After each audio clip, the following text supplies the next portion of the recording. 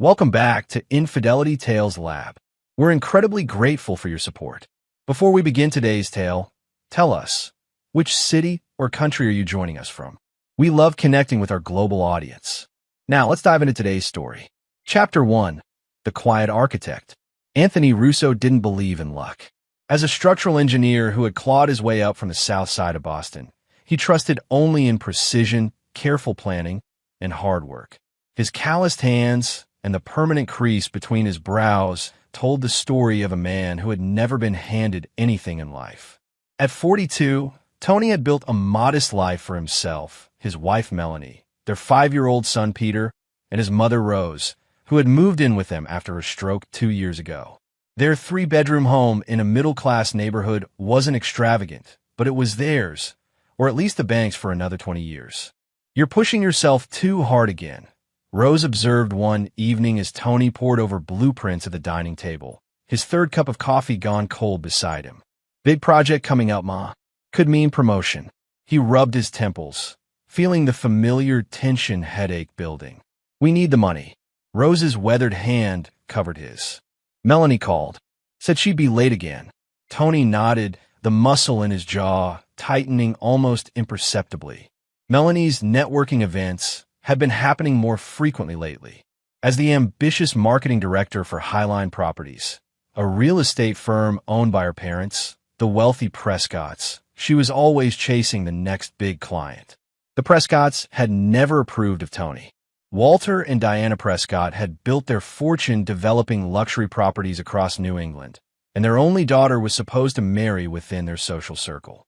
Instead, she had fallen for Tony during a charity build where his firm had volunteered. Their whirlwind romance had culminated in marriage just 6 months later, much to the Prescotts' dismay. "Daddy," Peter's excited voice broke through Tony's thoughts as small feet thundered down the stairs. "Can we work on our model bridge?"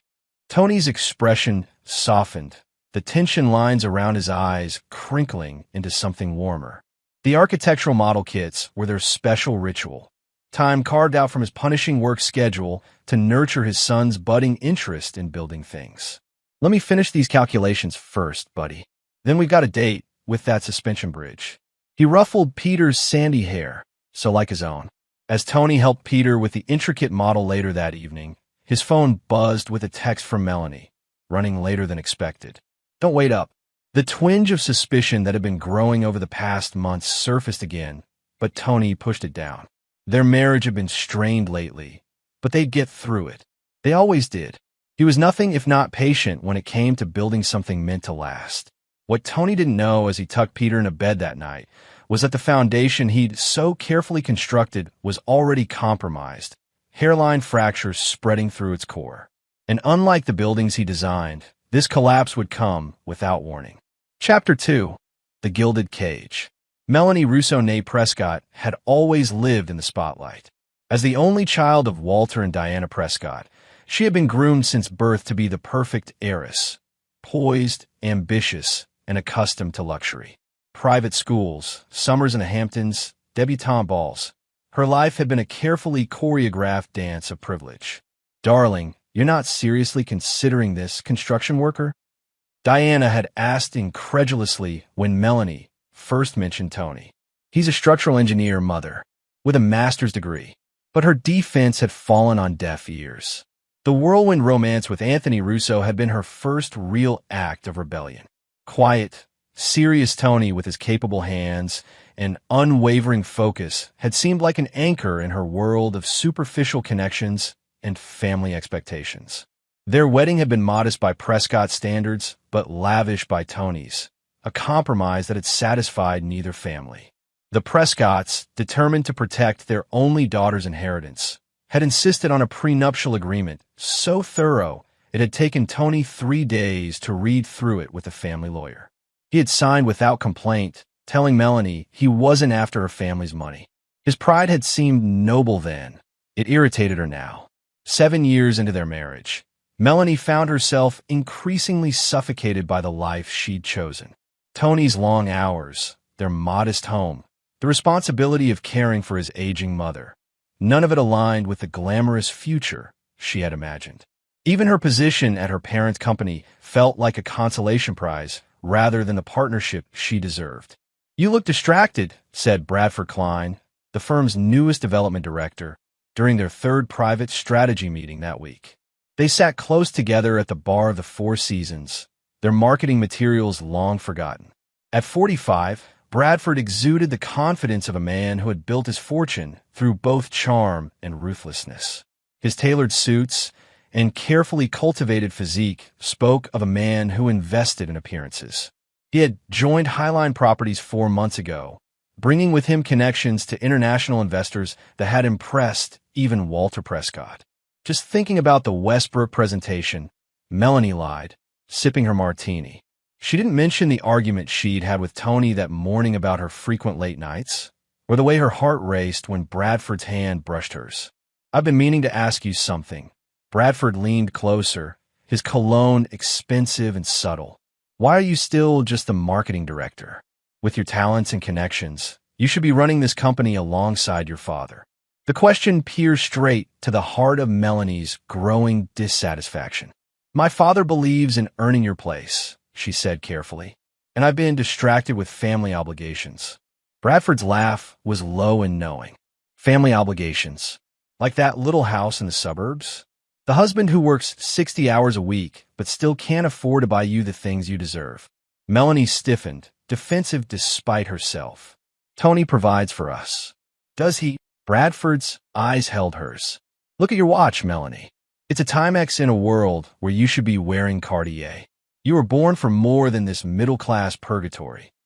His words crystallized something that had been forming inside her for years, a sense that she had made a terrible mistake, that she was wasting her potential, her birthright. The life she shared with Tony suddenly seemed like a prison rather than the refuge she had once sought. What Bradford couldn't see as he signaled for another round was the calculation beginning behind Melanie's perfectly made-up eyes. She had always been her father's daughter, pragmatic, ambitious, and willing to take risks when the potential reward was high enough. "I should get home," she said, gathering her things. "To what?" Bradford asked, his hand covering hers. "To whom?" The question hung between them, laden with possibilities Melanie had been trying not to contemplate. What neither of them knew was that fate was about to deal a card that would change everything. A lottery ticket purchased on impulse that would catalyze the collapse of carefully constructed facades. Chapter 3. Fault Lines. Vincent Moretti had known Tony Russo since they were kids throwing rocks at abandoned warehouses in South Boston.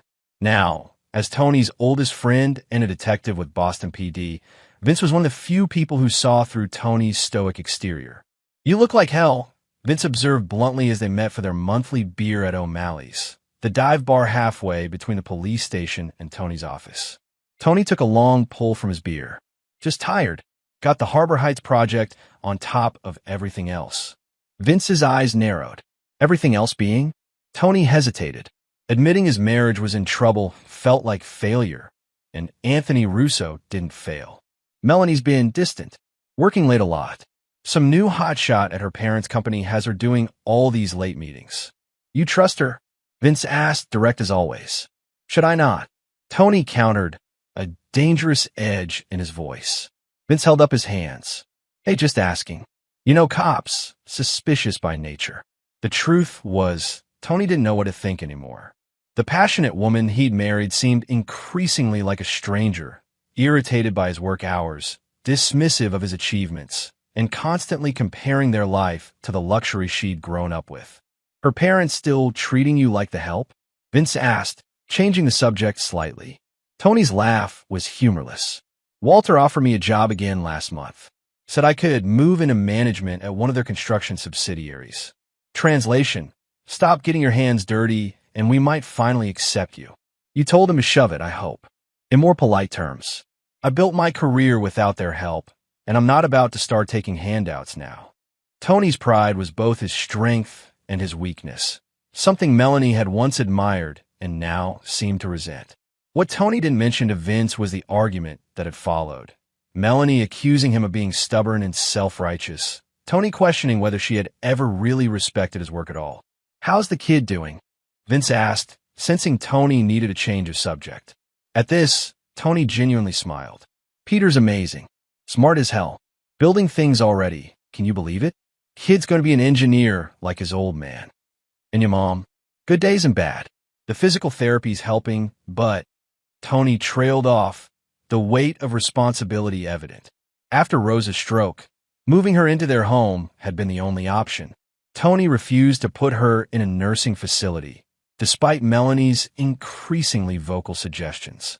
As the night progressed, Tony found himself uncharacteristically opening up about the growing distance between him and Melanie, the financial strain of his mother's medical bills, and his frustration with being constantly measured against the Prescott family's wealth and influence. Sometimes I think she regrets choosing me, Tony admitted after his third beer. Like she woke up one day and realized she traded her golden ticket for a blue-collar guy with calloused hands and a mortgage. Vince studied his friend. You ever regret signing that prenup? Tony shook his head firmly. Never wanted their money. Just wanted her. What Tony didn't say was how the prenuptial agreement had become a symbol of everything wrong in their marriage. The fundamental imbalance, the Prescott's assumption that he was after their fortune, and most painfully, Melanie's apparent acceptance of that narrative. Neither man could have predicted how significant that legal document would soon become, or how the fault lines in the Russo marriage were about to rupture completely.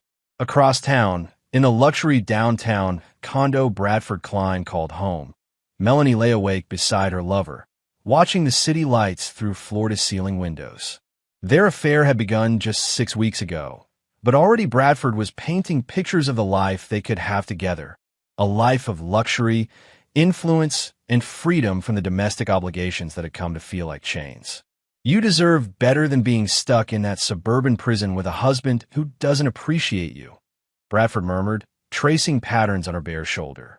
Melanie thought about Tony at home with Peter and her mother-in-law, probably still working on blueprints at the dining table. There had been love there once, genuine and strong. But love, she was learning, wasn't always enough to sustain a life that increasingly felt like a compromise she hadn't fully understood when making it. What Melanie didn't yet realize was that she stood at a crossroads, and that her next decision would set in motion events that would reveal just how little she knew about the quiet man she had married, and the depths he would go to when betrayed. Chapter 4. The Winning Ticket. The convenience store on the corner of Maple and 3rd wasn't part of Melanie's usual routine. Her world consisted of her office downtown, upscale restaurants where she met clients, and occasionally the organic grocery store near their home. But today, running late for a rendezvous with Bradford and stuck in unexpected traffic, she had impulsively pulled over to grab a bottle of water. The line was long. Payday meant everyone was buying lottery tickets, dream chasing on a Friday afternoon. On a whim born of boredom and the infectious excitement of the crowd, Melanie purchased a ticket when her turn came. First time playing? Asked the cashier, noticing her hesitation over which game to choose. Is it that obvious? She smiled, selecting the Mega Millions option. My husband says these are just a tax on people who can't do math. Your husband sounds like a practical man, the cashier remarked, printing her ticket. Too practical sometimes, Melanie murmured, tucking the ticket into her purse before hurrying back to her car. That night, as she sat with Bradford in his condo, the lottery drawing played on the television in the background. Bradford was outlining his latest proposal to expand Highline Properties internationally, a plan he wanted her to present to her father. Walter respects you, even if he doesn't show it, Bradford insisted. If you backed this proposal. Wait, Melanie interrupted, her attention caught by the television where numbers were being announced. On a hunch, she dug through her purse for the forgotten ticket.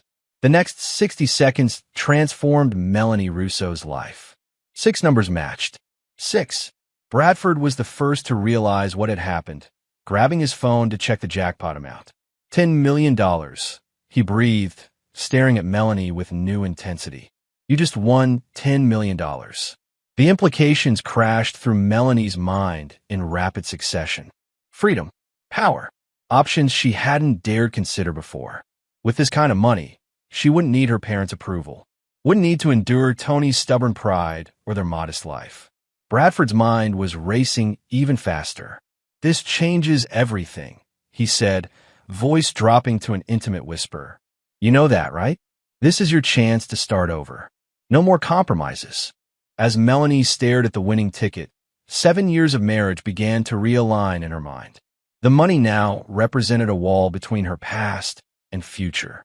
In that moment, without fully articulating it even to herself, she made a decision about who belonged on which side of that wall. I need to go, she said suddenly. Bradford caught her arm. To do what? Tell your husband so he can claim half? Think, Melanie. Massachusetts is a marital property state. What if you left him first?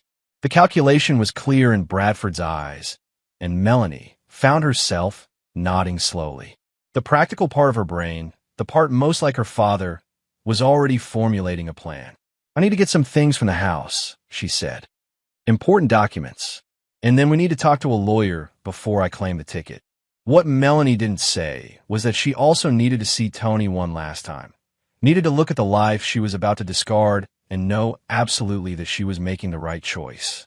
As she drove home, rehearsing what she would say, the excitement of the win mingled with a strange sense of destiny. This wasn't just luck, it was validation.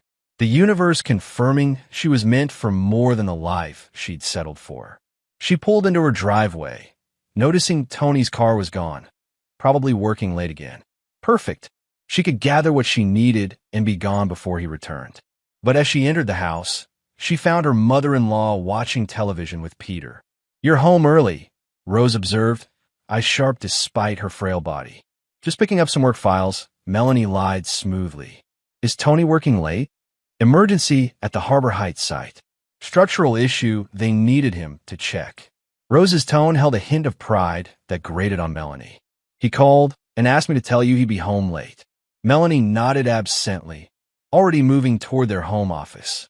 She needed her birth certificate, their marriage license, financial documents, anything a lawyer would need.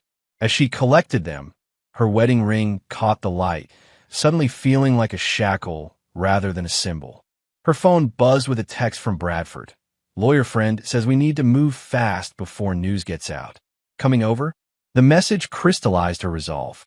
With one last look around the house, at Peter's drawings on the refrigerator, at the family photos lining the hallway, at the life she was choosing to leave behind, Melanie made her final decision. I have to go back to the office, she told Rose, kissing Peter's forehead. Don't wait up. What Melanie couldn't know, as she pulled out of the driveway, was that Tony had also received a call that evening. Not from the Harbor Heights project, but from Vincent Moretti, who had some interesting information about Bradford Klein that couldn't wait until morning. Chapter 5, The Betrayal. Tony Russo's day had gone from bad to worse. The structural issue at Harbor Heights had been a legitimate emergency that took hours to resolve. Then came Vince's call about Bradford Klein, a man Tony had never met, but whose name had been appearing with increasing frequency in Melanie's conversations. Klein's got a reputation, Vince had said bluntly. Been looking into him since you mentioned him. 3 divorces, all messy. History of dating married women, specifically ones with money or connections. And get this, he was investigated for fraud at his last firm. Charges dropped, but where there's smoke. The information had settled like concrete in Tony's stomach. He wasn't naive. The late nights, the distraction, the new clothes and perfume. He'd recognized the signs, but had been unwilling to confront what they might mean. Now, driving home well after midnight, he felt a cold clarity descending.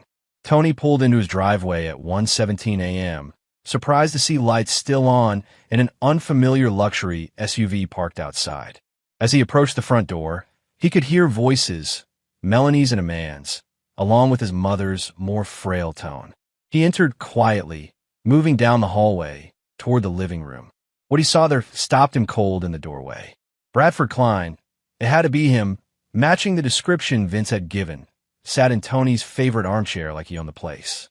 His muscular frame was casually draped in a designer suit that probably cost more than Tony made in a month. On his lap sat Peter, seemingly enchanted by whatever story the stranger was telling him. Beside them on the couch was Melanie, her body language more animated and alive than Tony had seen in months. And most surprisingly, Rose sat there too, her usual protective hostility toward outsiders notably absent. The domestic tableau, his family gathered around this stranger, hit Tony like a physical blow. For a moment, no one noticed him standing there, giving Tony precious seconds to compose his face into an unreadable mask. "What the hell is happening?"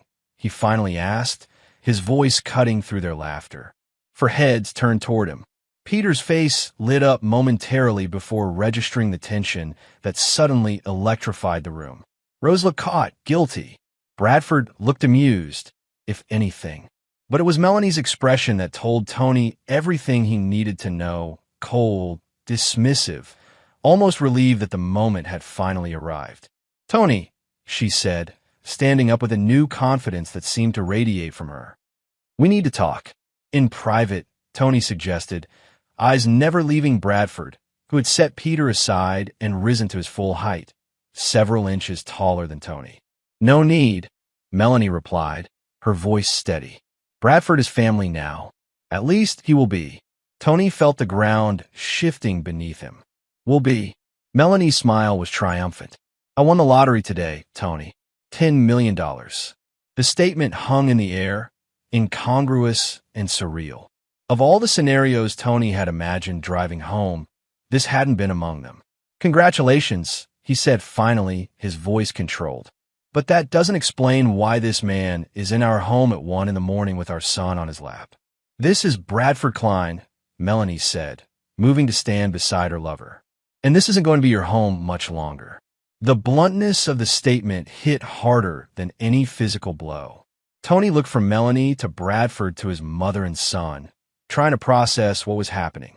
Rose wouldn't meet his eyes, and Peter looked confused and frightened. Melanie took a deep breath, as if preparing for a speech she'd rehearsed. "You're worthless to us now. You have 30 minutes to grab your pathetic belongings before we change the locks. Bradford will give them everything you never could."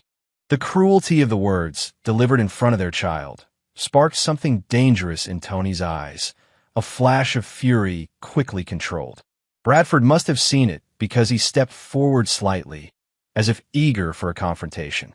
"Don't make this uglier than it needs to be," Bradford advised, his tone patronizing. "Melanie's made her choice. The boy will have a better life with us, and even your mother sees that." He gestured toward Rose, who finally looked up, her expression conflicted. "Is that true, Ma?" Tony asked quietly. Rose shook her head slightly, but remained silent, torn between loyalty to her son and the practical reality of needing care she feared he could no longer provide. Tony was boiling with rage, but walked away silently, heading for the stairs. He needed to think, to plan. Reacting now, in front of Peter, would only make things worse. In their bedroom, he quickly gathered essential documents from his safe, including a copy of their prenuptial agreement. The irony wasn't lost on him. The document he'd signed without complaint, that had been meant to protect Melanie from fortune hunters like him, might now be his salvation.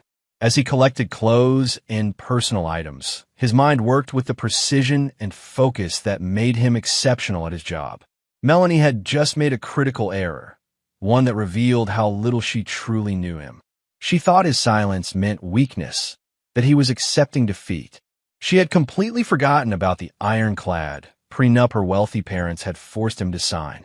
What Tony didn't let show on his face as he carried his bags downstairs was that the prenup included a crystal-clear infidelity clause, one that Walter Prescott had insisted on to protect his daughter, but that worked both ways. If either party could prove infidelity, the faithful spouse was entitled to a substantial settlement regardless of other assets. And thanks to his friend Vince, Tony had been collecting evidence of Melanie's affair for weeks. Evidence he had been reluctant to confront, but had preserved nonetheless. 30 minutes is generous, Tony said calmly, looking directly at Melanie. "I only need 15. The absence of a fight confused her. "That's it? You're just leaving?" Tony looked at his son, who was watching with wide, frightened eyes. "Peter, come give Dad a hug.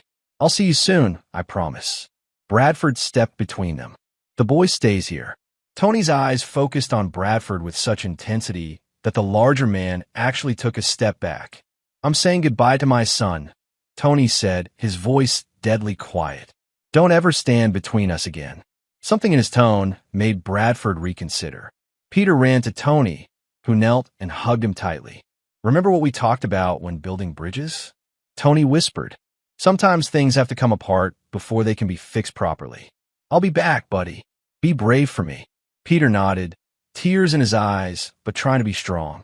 Tony rose, looked once more at Melanie, and walked out without another word. As the door closed behind him, he pulled out his phone and made 2 calls, first to his lawyer, then to Vince.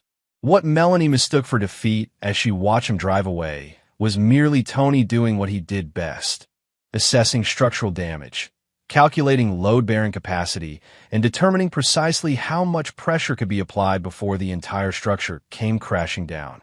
Chapter 6. The Aftermath.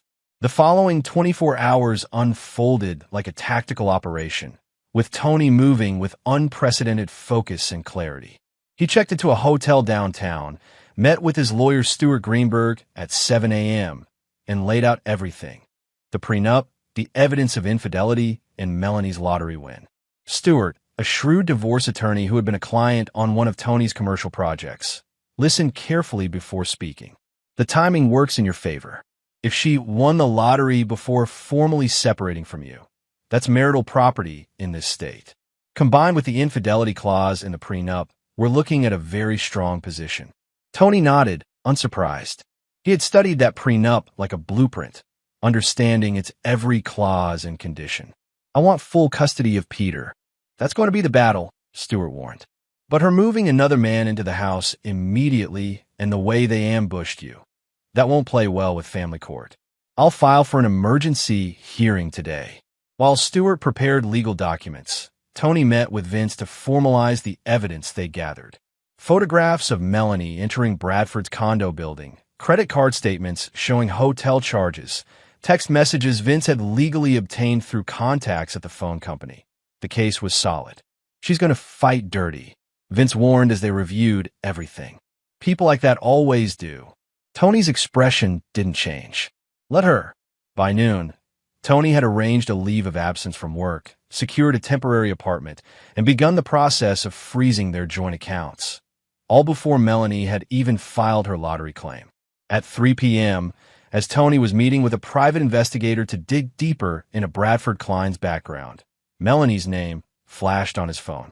He declined the call, watching as it joined 6 previous attempts. By 6 p.m., the count was up to 23 missed calls. It was Stuart who finally took a call from Melanie's hastily hired attorney.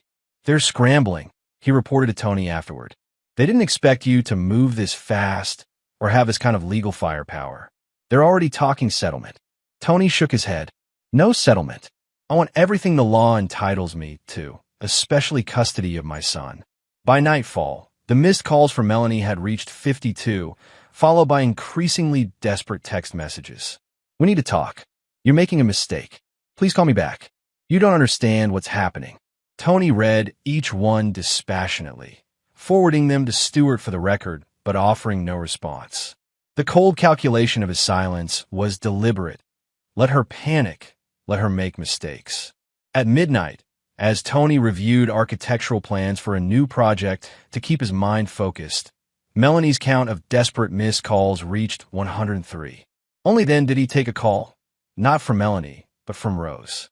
"She's falling apart," his mother reported, her voice low as if afraid of being overheard. "Bradford keeps telling her they need to claim the ticket before it's too late, but her lawyers are saying if she does, you'll be entitled to half." "How's Peter?" Tony asked, ignoring the rest. "Missing you. Confused. He doesn't understand why that man is staying here." Tony's jaw tightened. "Has he been good to Peter at least?" Rose hesitated. "He tries when Melanie's watching. Otherwise, he's impatient with him." "Tony, I don't trust this man." "Neither do I, Ma. Just keep an eye on Peter. This will be over soon." "What are you planning?" Rose asked, knowing her son well enough to recognize the dangerous calm in his voice. "Justice," Tony replied, simply before ending the call. Meanwhile, Melanie paced Bradford's downtown condo, her earlier triumph curdling into anxiety. The day had been a disaster. First, her family lawyer had informed her that yes, the The lottery winnings would likely be considered marital property. Then came the news that Tony had already filed for divorce, citing infidelity with comprehensive evidence. Finally, the emergency custody hearing scheduled for the following week. "Your husband's more resourceful than you gave him credit for," remarked Bradford's attorney, a sleek woman who specialized in high-asset divorces. "And the prenup your parents insisted on has essentially backfired spectacularly." Melanie collapsed onto the sofa, head in her hands. How could this have gone so wrong so quickly? What she didn't say out loud was that she had never seen this side of Tony before. This coldly efficient strategist moving pieces on a board she hadn't even known they were playing on. The quiet, hard-working man she had increasingly dismissed as provincial and unambitious had transformed overnight into a formidable opponent. Bradford paced the room, increasingly agitated. "We need to claim that ticket. The longer we wait, the more time he has to strengthen his position. If I claim it now, he gets half." Melanie snapped. $5 million for a man who didn't even buy the ticket. $5 million is better than nothing, Bradford countered. "And once the divorce is final, we can—" He stopped abruptly, catching himself. But Melanie had heard enough to recognize the calculation in his tone. "We can what, Bradford? Go somewhere he can't find us. Take the money and run." Bradford's silence was damning. For the first time, Melanie wondered if Vince had been right about this man, if his interest had more to do with her family connections and now her lottery win than with Melanie herself. Her phone buzzed with a text from her father. "Meeting tomorrow. 9 a.m. My office." No excuses. The summons sent a chill through her. Walter Prescott did not tolerate embarrassment or scandal, and Melanie had just created both. The prenup had been his idea, his protection for the Prescott legacy. Now it was being wielded against them, and Walter would not be pleased. As midnight approached, Melanie made her 103rd call to Tony's number, desperate to negotiate, to find some way out of the trap she had unwittingly set for herself. When it went to voicemail yet again, she threw her phone across the room with a cry of frustration. "He won't answer," she said unnecessarily. "Why won't he just talk to me?" Bradford, pouring himself another scotch, didn't look at her as he replied. "Because he doesn't have to. He has all the leverage now." The truth of those words hung in the air between them. In less than 48 hours, the power dynamic of their relationship had completely reversed. Melanie had gone from the one walking away triumphantly to the one desperately seeking a conversation. What she didn't yet understand was that Tony's silence wasn't just tactical. It was the beginning of a carefully orchestrated plan that would ultimately bring both her and Bradford to their knees. And it was only just beginning. Across town, Tony sat in his temporary apartment, reviewing the prenuptial agreement one more time. There was a clause near the end that neither Melanie nor her parents had paid much attention to, a clause his own lawyer had insisted on including. It gave him the right to continue living in their marital home during divorce proceedings if he could prove he was the primary caregiver for any children of the marriage. Tony smiled faintly as he set the document aside and opened his laptop. It was time to compile Peter's medical records, school attendance logs, and the calendar entries showing who had taken him to appointments over the past year. The evidence would show what Tony had always known, that despite his demanding job, he had been a more present parent in his son's life. By morning, he would have everything needed to reclaim his home, his son, and his dignity. Melanie and Bradford had declared war without understanding who they were fighting. It was a mistake they would soon regret deeply. Chapter 7. The Counterattack. Walter Prescott's corner office on the 32nd floor of Prescott Tower commanded a panoramic view of Boston Harbor, a visual reminder of the power he wielded. At 72, he remained an imposing figure, silver-haired, immaculately dressed, with eyes that had evaluated and dismissed countless business rivals.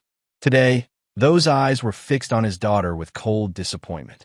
"Explain to me," he said quietly, "how you managed to win $10 million and end up in a worse position than before." Melanie sat rigidly in the visitor's chair, feeling like a chastised child despite being a 39-year-old woman. Bradford had wanted to accompany her, but Walter's instructions had been explicit: come alone. "The timing was unfortunate," she began, trying to sound professional. Unfortunate. Walter cut her off. You bring your lover into your marital home, announce your intentions in front of your child and an elderly woman, and give your husband, who, need I remind you, signed a prenuptial agreement practically designed to reward him in exactly this scenario, a half hour to leave his own house. That's not unfortunate, Melanie. That's catastrophically stupid. The bluntness of his assessment stung, but Melanie couldn't argue. In the cold light of day, her actions seemed reckless, even to herself. The lawyers say I can still negotiate, she offered weakly. Walter laughed, a short, humorless sound. Your husband hasn't responded to 103 calls. He's not interested in negotiating. He's out for blood, and frankly, I don't blame him. He pushed a folder across his desk. Our investigators looked into your friend. Bradford Klein has quite a history. 3 divorces, all from wealthy women. Fraud allegations at his last firm. A pattern of living beyond his means. Did you know he's been using company resources to day trade? That he's currently underwater on that fancy condo by nearly $500,000. Each revelation felt like another nail in a coffin Melanie hadn't realized she was lying in. I didn't. Of course you didn't, Walter interrupted. Because you were too busy throwing away a solid marriage to a good man, a man I never gave enough credit to, apparently, for this opportunistic parasite. Melanie's eyes filled with tears of frustration. Why are you attacking me? I'm your daughter, and as your father, I'm trying to save you from yourself, Walter snapped. Anthony Russo isn't just some pushover construction worker. He's brilliant, methodical, and now thoroughly motivated to destroy you. Do you have any idea what he's been doing while you've been calling him incessantly? He pushed another folder toward her. Inside were copies of legal filings, affidavits, and most damning, photographs documenting her affair with Bradford going back months, far longer than she had admitted even to herself. He's been building a case, Walter continued, like he builds his structures, with precision, patience, and an architect's eye for detail. And now he's filed for full custody, with a hearing scheduled for Monday. The room seemed to tilt. Full custody? He can't. He can, and he will, Walter interrupted. Unless you start making smarter decisions, starting with getting rid of Bradford Klein. Melanie stared at her father, stunned by his apparent shift of allegiance. You're taking his side? Walter's expression hardened. There are no sides in a disaster, only survivors. Anthony's going to win, Melanie. The only question is how much you'll lose in the process. As Melanie left her father's office, shaken and disoriented, she failed to notice the familiar figure sitting in the lobby, Tony, in a perfectly tailored suit, being warmly greeted by her father's executive assistant. She didn't see them disappear into a conference room where Walter Prescott was waiting, legal documents spread across the table. What she couldn't know was that Tony had requested this meeting weeks ago, before the lottery, before the betrayal, to discuss his concerns about Bradford Klein's influence on Melanie and his suspicious activities within the company. The lottery and Melanie's actions had only accelerated a conversation already scheduled. I underestimated you, Walter acknowledged as Tony took a seat across from him. A mistake I won't make again. Tony nodded once, accepting the tacit apology. I'm not here about Melanie or the divorce. I'm here about Bradford Klein and what he's been doing with your company's investments. For the next hour, Tony laid out evidence compiled by Vince and the private investigator. Documents showing how Bradford had been manipulating property valuations, diverting funds through shell companies, and positioning himself to make a move against Walter himself. He's not just sleeping with your daughter, Tony concluded. He's trying to take your company. Walter studied the evidence, his expression growing stonier by the minute. Why show me this? After what Melanie did. This isn't about Melanie, Tony interrupted. This is about Peter. Your grandson's future is tied to your company's legacy. I won't let a con man like Klein destroy that, no matter how I feel about you or your daughter. The two men regarded each other with new respect, adversaries finding common ground in protecting what mattered most to both of them. What do you propose? Walter finally asked. Tony slid a document across the table, a proposal so meticulous and strategic that it could only have come from an engineer's mind. We're going to give Bradford Klein exactly what he wants, and then we're going to take everything from him. Meanwhile, across town, Bradford was growing increasingly frustrated with Melanie, who had returned from her father's office subdued and distracted. "What did the old man say?" he demanded, pacing the condo. "Did you tell him we need to claim that ticket?" Melanie watched him with new eyes, noticing the desperation beneath his confidence, the calculation behind his charm. "He want me to end things with you." Bradford froze. "And what did you say?" "I said I needed time to think." His reaction was immediate and telling, anger flashing across his face before he controlled it, replacing it with concern. "Think about what? Us? The future we planned." "The future you planned," Melanie corrected quietly. "I never wanted to hurt Tony this way. To keep Peter from his father." Bradford's expression hardened. "Don't tell me you're having second thoughts. It's too late for that. We're in this together now."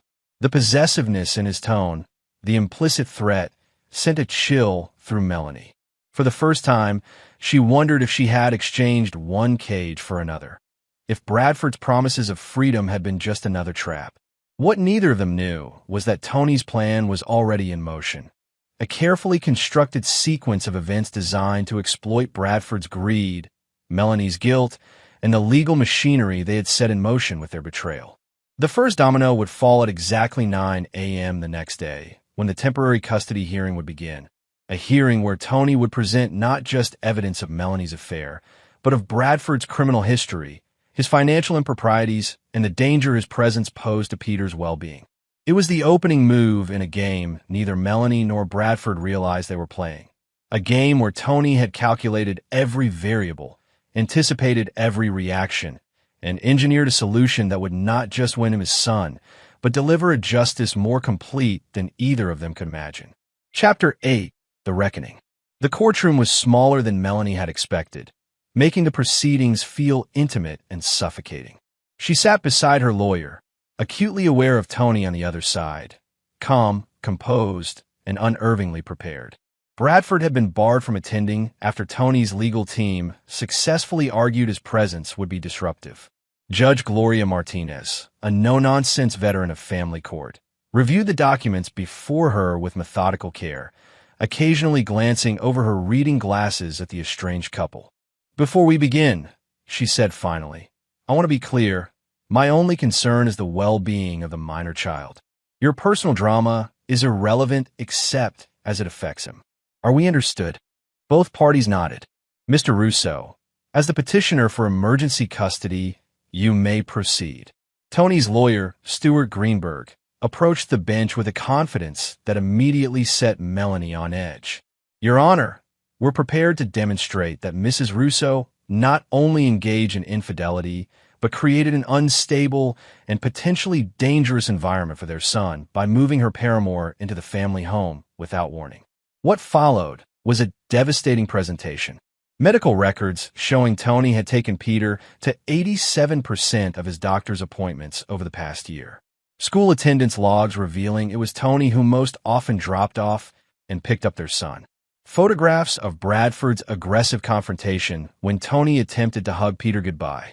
Most damaging were the background checks on Bradford, revealing not just his financial troubles and previous fraud allegations, but 2 restraining orders from ex-wives and a sealed juvenile record that Tony's investigator had somehow accessed. This man, Stewart emphasized, is now sleeping in the same house as a 5-year-old boy, despite having no legal relationship to him and a history of violent outbursts when his financial schemes are threatened. By the time Melanie's lawyer rose to respond, the damage was done. Her defense, that Melanie had always been a loving mother, that the affair was a mistake born of unhappiness, seemed hollow against the mountain of evidence Tony had compiled. "Your Honor," Melanie's lawyer concluded weakly, "we request joint custody with Mrs. Russo as the primary caregiver." Judge Martinez studied Melanie over her glasses. "Mrs. Russo, did you introduce your son to Mr. Klein before informing your husband of the relationship?" Yes, but did you move Mr. Klein into the family home the same night you asked your husband to leave?" "There were circumstances." "Did you tell your husband," and I quote, "you're worthless to us now in front of your child?" Melanie's eyes filled with tears. "I was upset. I didn't mean." Judge Martinez held up a hand, stopping her. I've heard enough. She turned to Tony. Mr. Russo, are you still residing in a temporary apartment? No, Your Honor. I've secured a 2-bedroom apartment near Peter's school. His room is already set up. The judge nodded. Here's my ruling. Temporary sole physical custody is awarded to Mr. Russo, with supervised visitation for Mrs. Russo twice weekly. Mr. Klein is not to be present during these visitations.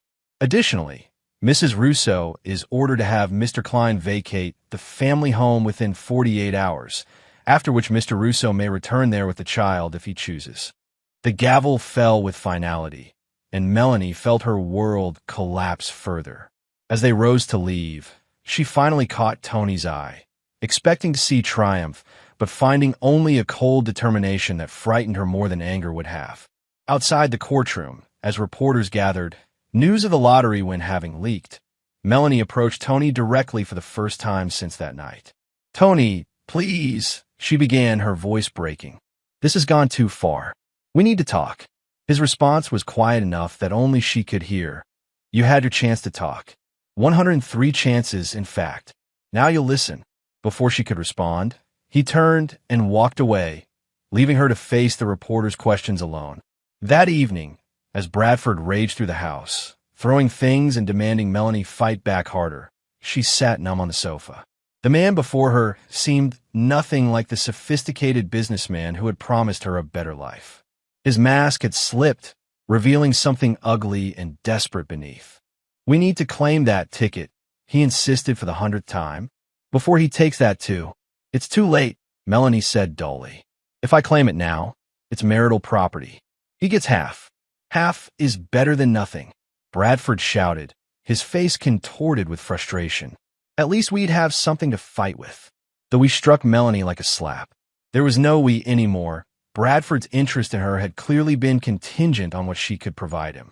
Now, with her parental rights diminished and her inheritance threatened, she was rapidly becoming a liability rather than an asset. Her phone rang, her father's ringtone. When she answered, Walter's voice was unusually gentle.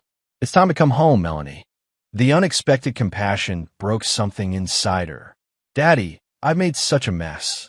Yes, he agreed simply. But you're still a Prescott. We clean up our messes. As Melanie ended the call, she found Bradford watching her intently. What did he want? He's offering me a way out, she said carefully. Bradford's expression shifted, calculation replacing anger. What kind of way out? I need to go see him, Melanie replied, already gathering her purse. Alone. Like hell.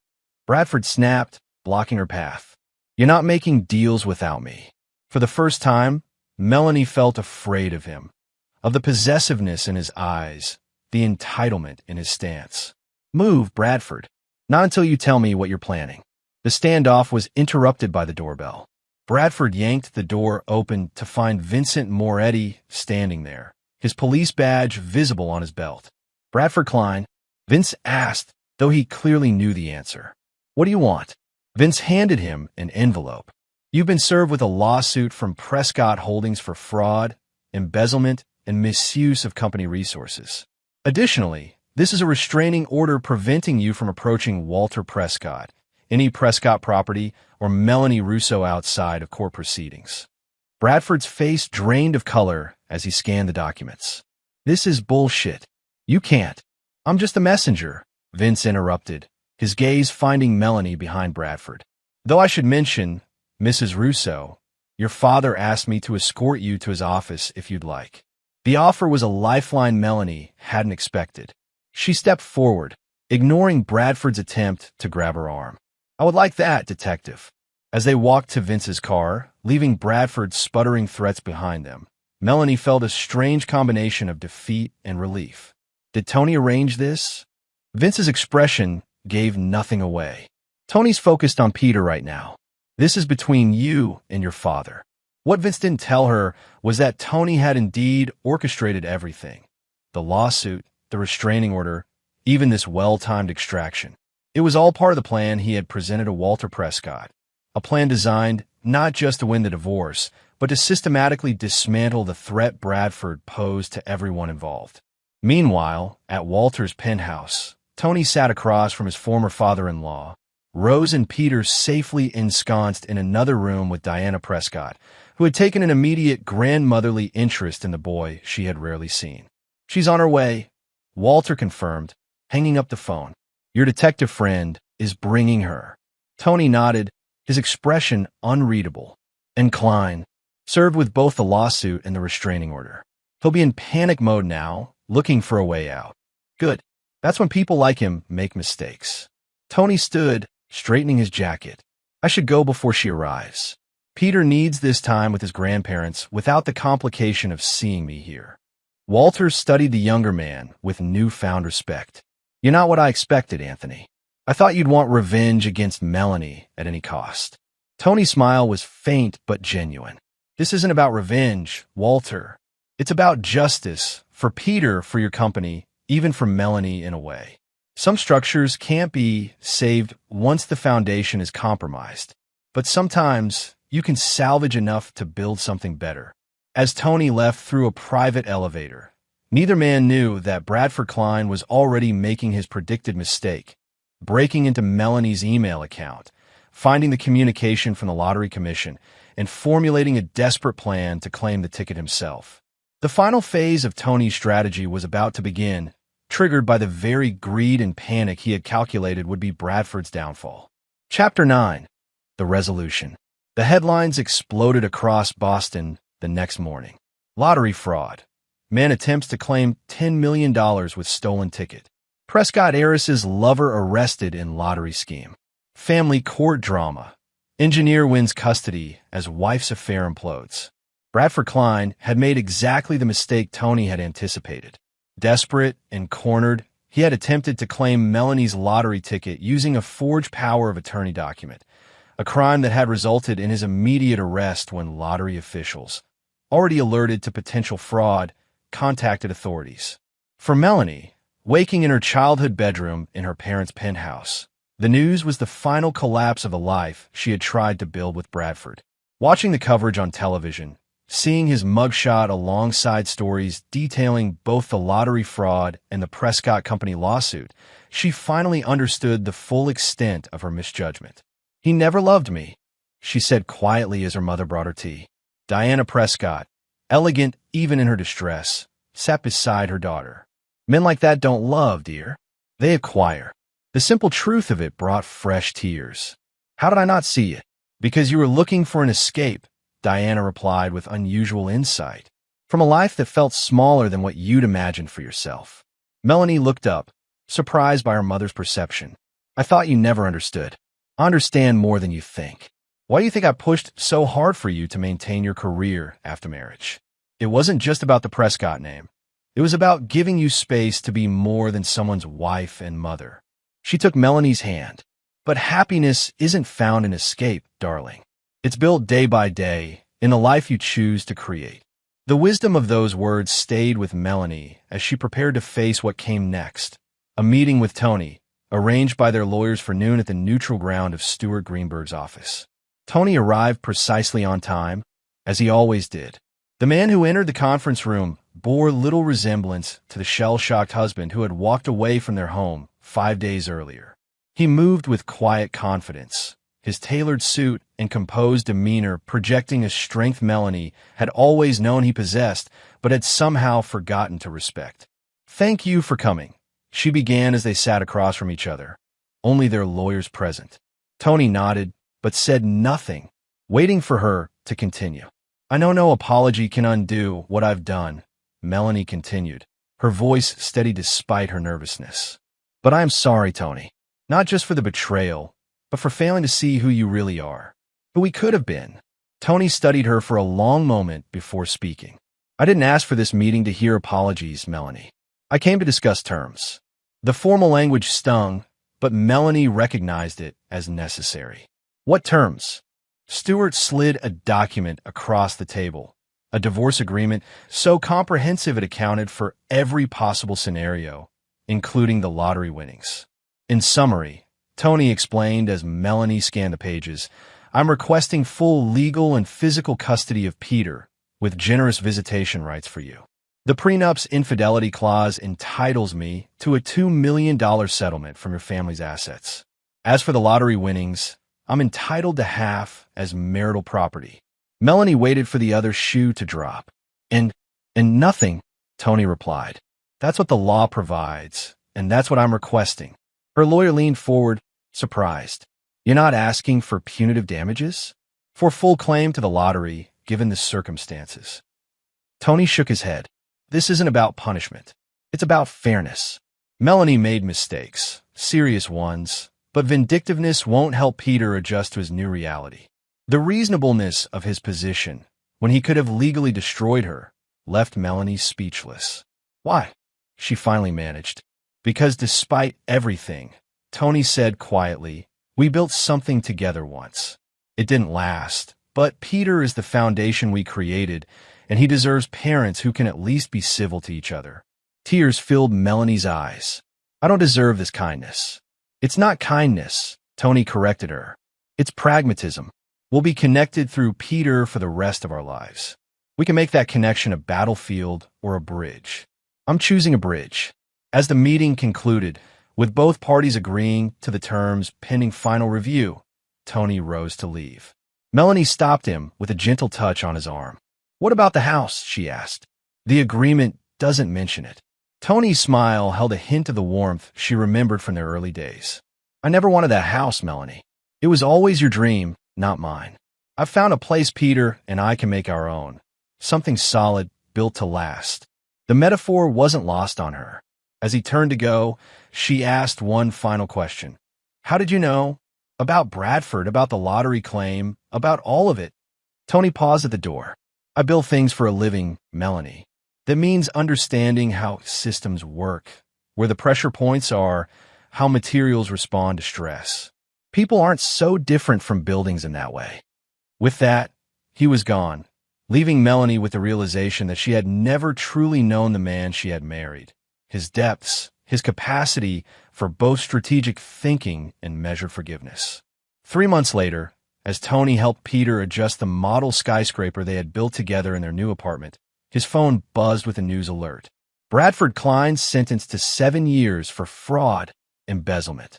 The case had been swift and devastating, with evidence provided by both Prescott Holdings and the Lottery Commission creating an airtight prosecution. Bradford's attempts to shift blame to Melanie had backfired spectacularly when Walter Prescott produced recordings of Bradford's proposals to defraud the company. Who's that, Dad? Peter asked, noticing Tony's phone. No one important, Tony replied, setting the phone aside. Just someone who made poor choices. Later that evening, after Peter was asleep, Tony sat on his balcony overlooking the city he had helped build, piece by piece. His own choices had led him here, to a new life constructed from the remnants of the old, stronger for having been tested. His phone rang, Vince calling with an update on Rose, who was now comfortably settled in an upscale care facility that Tony could easily afford with his share of the lottery winnings. The irony wasn't lost on him. Money that had been meant to separate him from his family had instead provided security for his mother and son. Across town, in her new condo purchased with her remaining lottery winnings, Melanie sat with her father reviewing proposals for a charitable foundation they were establishing together, her attempt to create something meaningful from her second chance. Tony approved the educational scholarship program for children of construction workers, she told Walter, still surprised by the continued civility of their co-parenting relationship. Walter nodded approvingly. He's a good man, better than either of us gave him credit for. Yes, Melanie agreed, her expression thoughtful. He always was. The prenuptial agreement that had been meant to protect Melanie had ultimately saved them both, providing Tony with justice without vengeance and giving Melanie consequences without destruction. The ironclad document, like the man who had signed it without complaint 7 years earlier, had proven to be built on principles that could withstand even the most unexpected pressures. In the end, it wasn't luck that determined their fates, but character, revealed not in victory or defeat, but in how each of them chose to rebuild from the ruins of what they had once shared. For Tony, that meant creating a new foundation for himself and his son. For Melanie, It meant learning that true wealth wasn't found in escaping one's life, but in taking responsibility for building it with integrity. And for Peter, caught between them but loved by both, it meant understanding what his father had taught him about bridges, that sometimes things have to come apart before they can be fixed properly, stronger than before. And there you have it. Another story comes to an end. What did you think? I'd love to hear your thoughts in the comments below. If you enjoy this story, consider joining our community by subscribing. It means the world to us. For more stories like this one, check out the recommended videos on screen. And I'll see you there.